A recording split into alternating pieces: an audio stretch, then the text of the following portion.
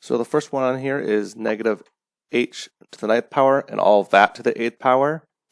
And a lot of students will get kind of confused on this one with what to do with the negative sign. So this is really the same as negative 1 to the 8th power times h to the 9th to the 8th power. A lot of students will remember that for the right side here, the h's, power to a power, we multiply, so 9 times 8 is 72. And then this one over here, negative 1 to the 8th, is negative 1 times negative 1 times negative 1 times negative 1, and we would do that 8 times. Well, since that's an even number for the exponent, this turns out to be a positive, so the answer is just 1 times h to the 72, or really just h to the 72. Now, if this question was, let's say, make this a 5 right here, so let's rewrite this and put this below, but we're going to change that to a 5 for the exponent.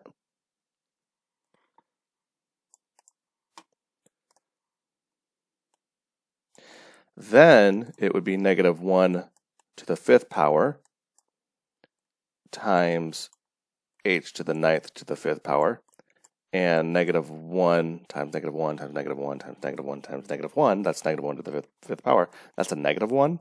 And then when power to a power is 45, so we would have negative 1 times h to the 45th, or really just negative h to the 45th. So be careful.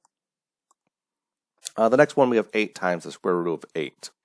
And you probably should want to try to do this with a calculator. So the square root of 8 is a number that goes on forever. It's an irrational number. So we can't really take the square root of it. So we think of, hey, what are two numbers that multiply to 8? Well, that would be 4 and 2. So I can rewrite this 8 as the square root of 4 times the square root of 2. And can you take the square root of either of those numbers? And when I say take the square root, I mean you get a nice clean integer for the answer. And the answer is yes. The square root of 4 is 2. So this is really 8 times 2 times the square root of 2. And 8 times 2 is 16. So we have 16 square root of 2 is our answer. And the last one on here is a factoring question. A lot of students miss this. This is a special type of factoring question.